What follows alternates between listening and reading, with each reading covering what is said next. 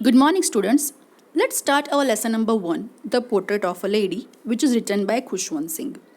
ये जो लेसन है जो खुशवंत सिंह ने लिखा हुआ है ये कोई स्टोरी नहीं है, ये उनकी रियल लाइफ, उनका एक लाइफ का एक रियल इंसिडेंस हमें एक्सप्लेन किया है कि हर एक पोते का अपनी दादी के साथ, हर एक ग्रैंडसन का अपनी ग्रैंडमदर के साथ कैसा रिलेशन रहता है, वो उन्होंने यहाँ पे बहुत अच्छे से एक्सप्लेन किया हुआ है. तो चलो स्टार्ट करते हैं लेसन रीड करना. My grand mother like everybody's grand mother was an old woman. मेरी जो ग्रैंड मदर है वो नॉर्मल ग्रैंड मदर के जैसी है जो ओल्ड होती है. She had been old and wrinkle for the 20 years that I had known her. People said that she had once been young and pretty and had even had a husband, but that was hard to believe. अब वो कहते हैं कि मेरी दादी, और obviously हर एक जो ओल्ड पर्सन रहता है उनके चेहरे पे रिंकल्स मतलब झुर्रियाँ, एंड उनकी जैसे जैसे एज बढ़ती है तो उनकी फिजिकल बॉडी में भी चेंजेस होते हैं. तो जब कोई कहता है कि तुम्हारी दादी यंग जब थी तो बहुत खूबसूरत थी, तो अभी उनको देख के कभी कोई कह नहीं सकता कि इतनी खूबसूरत भी, जिस तरीके से सब उनको एक्सप्लेन करते हैं कि वो बहुत खूबसूरत थी वैसी हो भी सकती है, मतलब बिलीव करना मुश्किल है. My grandfather's portrait hung about the mantel piece in the drawing room. He wore a big turban and loose fitting clothes.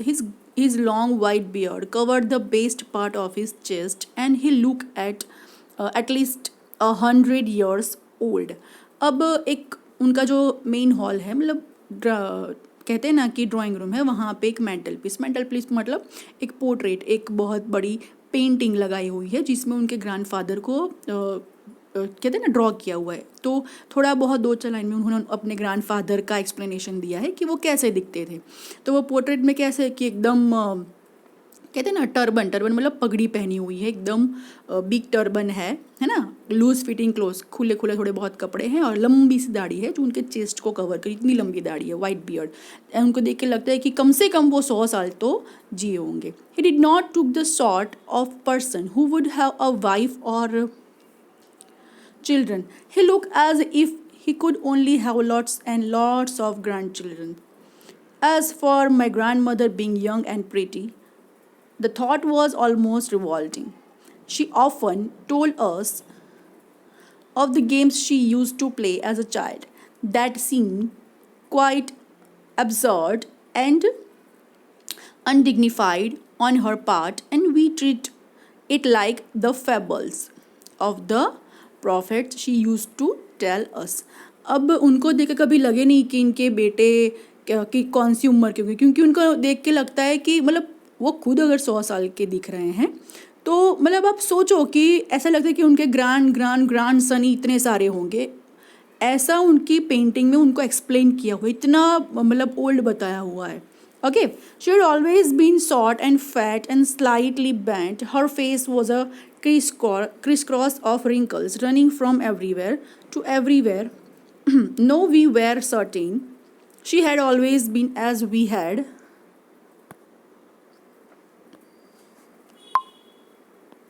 known her, old so terribly old that she could not have grown older, and had stayed at the same age for 20 years.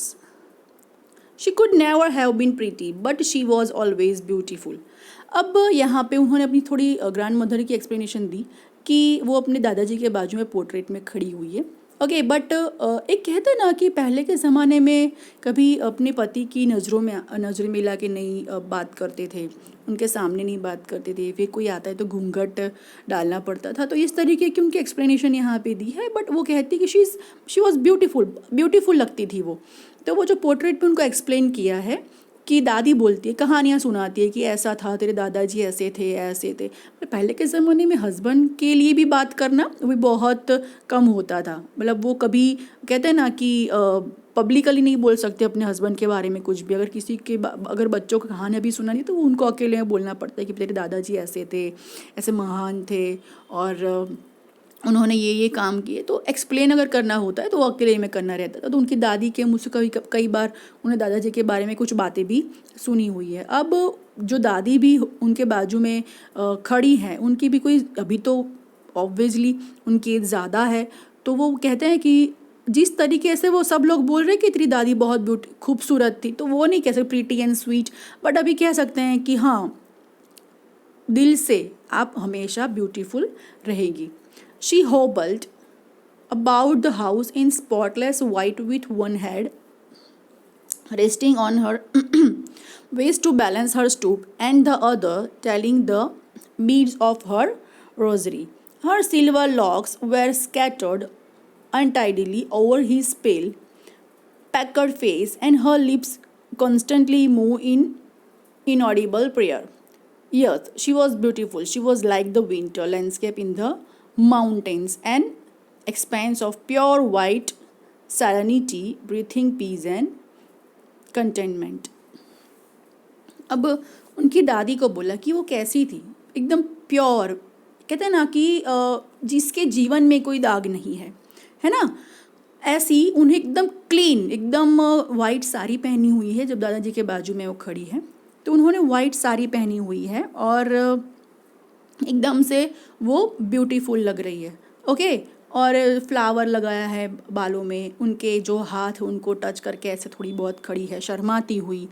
Okay, तो एक शर्मीली औरत का यहाँ पे explanation दिया है कि अगर आप पोर्ट्रेट में देखो, वो पेंटिंग में देखो, तो वो दादाजी के सामने भी ऐसे नहीं देख पा रही है ऊंची आंख करके, तो एकदम एक स्वीट कपल यहाँ पे उन्होंने ड्रॉ किया हुआ है। My grandmother and I were good friends. My parents left me with her when they went to live in the city and we were constantly together. अब वो बोल रहे हैं कि मेरा और मेरी ग्रैंड मदर का रिलेशन कैसा था, तो बोले हम लोग बहुत अच्छे फ्रेंड थे। ओके, एक पोता और दादी से ज़्यादा हम क्या थे, एक अच्छे फ्रेंड थे। जब मेरे जो पेरेंट्स हैं, मेरे पेरेंट्स जब मुझे छोड़ के गए गांव में दादी के पास सिटी में, है ना, कुछ पैसे कमाने के लिए, अपना बेटर फ्यूचर बनाने के लिए, तो दादी के पास मुझे वो छोड़ के गए। तो दादी मेरा पूरा ख्याल रखती थी। She used to wake me up in the morning and get me ready for school. She said her morning prayer in a monotonous sing song while she bathed and dressed me in the hope that I would listen and get to know it by heart. मतलब monotonous मतलब वो कहते हैं ना सुबह सुबह की प्रार्थनाएं, भक्ति वाली भजन एंड ऑल दैट। तो वो क्या करती, सुबह सुबह मुझे उठाती उठा के फिर मुझे नहला धुला के तैयार करती और सुबह सुबह मेरे साथ साथ, मतलब मुझे जैसे जैसे तैयार करती वो साथ में ऐसे गीत गाती रहती। वो नहीं कहते हैं कि कोई कृष्ण के भजन गाता है तो वो अपने भगवान के जो है वो भजन गाती रहती, ताकि वो सुन के मैं सीख जाऊँ, उससे कुछ सीखूँ वो भजन। शायद क्योंकि कहता है ना कि पहले के ज़माने में बूढ़े जो लोग रहते थे, ओल्ड जो थे, वो क्या करते थे, हमें भक्ति ज़्यादा सिखाते थे, है ना, वो भजन और सब कुछ करते, तो हम भी वो सुनते सुनते सीख जाते थे। तो उनकी जो दादी है वो भी ऐसा करती थी, सुबह सुबह उनको नहलाए तैयार करे, तो उस टाइम पे वो गाती रहती, ताकि जो खुशवंत सिंह है वो भी उनसे कुछ सीखे और उनके दिल में वो उतर जाए। उनको वो आया तो नहीं, याद तो नहीं रहा, बट वो कह रहे हैं कि वो उनके दिल में उतर गया, मतलब उनको सुनना अच्छा लगता था। I listen because I love her voice but never bothered to learn it. मैं सुनता था क्योंकि मुझे उनकी आवाज़ अच्छी लगती थी, बट वो मैंने कभी सीखा नहीं। Then she would fetch my wooden slate. पहले के ज़माने में तो वो नोटबुक्स थी नहीं, तो वो स्लेट्स थी ना, वो जिसके ऊपर चौक और या पेन से लिखा जाता था, तो वो उनको क्या करती, साफ़ करती, क्लीन करके देती, क्योंकि स्कूल जाता तो क्लीन स्लेट चाहिए थी ना, इसके लिए। Which she had already wash and plastered with yellow chalk, a tiny earthen ink pot and a red pen. Tie them all in a bundle and hand it to me after a breakfast of a thick stale chapati with a little butter and sugar spread on it. We went to school. She carried several stale chapatis with her for the village dogs. अब ready हो गए, चाय नाश्ता हो गया, फिर वो क्या करती थी कि वो टिफ़िन भी पैक करके देती थी, सब कुछ पैन वैन जो भी रखता था वो रख देती थी अपने पोते के बैग में, एंड एक दो चपाती साथ में भी लेके जाती थी। क्यों? क्योंकि वो विलेज के जो डॉग्स थे उनको खिलाने के लिए, वो सुबह सुबह वो भी बना देती थी उनको खिलाने के लिए, डॉग्स के लिए। My grandmother always went to school with me because The school was attached to the temple. The priest taught us the alphabet and the morning prayer, while the children sat in rows on either side of the veranda singing the alphabet or the prayer in a chorus. अब grand mother जो थी उनकी, वो उनको school छोड़ने जाती थी। क्यों? क्योंकि टेम्पल और जो स्कूल की दीवार थी ऑलमोस्ट एक ही थी। तो अगर बच्चे जब भी सुबह सुबह प्रार्थना या जो भी करते थे तो वो उनको टेम्पल में सुनाई देता था, वरंडा जहाँ खुली जगह होती है।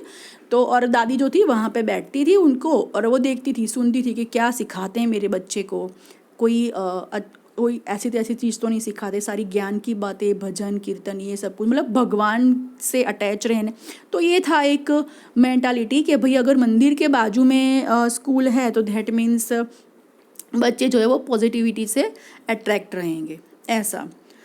एंड जब वो कहते हैं ना क ख ग ऐसा मतलब अल्फ़ाबेट निकालते, तो वो भी वो सुनती थी बाजू में बैठी बैठी, क्योंकि वो एक ही दीवार थी तो ऑलमोस्ट वहाँ पे ही बैठी रहती थी। अल्फ़ाबेट और the prayer in a chorus, तो सब साथ में गाते हैं ना, क ए बी ऐसा साथ में गाते हैं, तो इस तरीके से। My grandmother sat inside reading the scriptures.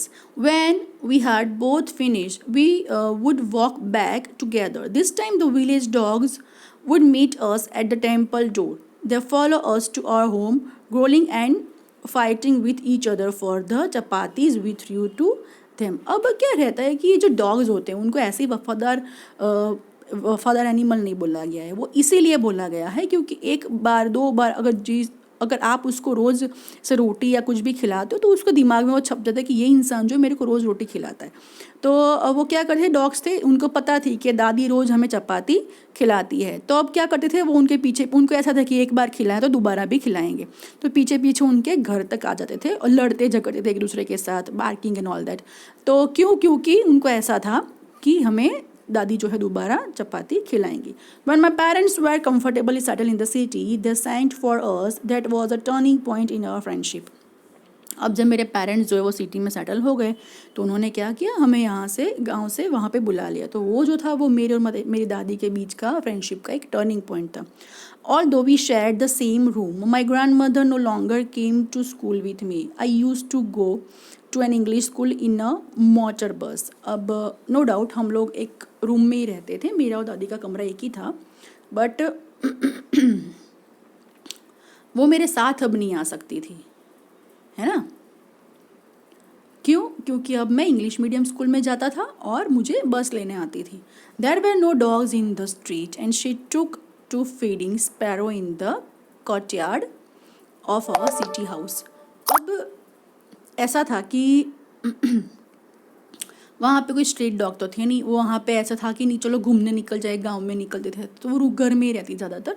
But वो क्या करती थी कि बरामदा होता है कॉर्टयार्ड घर का, तो वहाँ पे जाके स्पैरो को, पंछियों को दाना देती थी, दाना डालती थी उनको।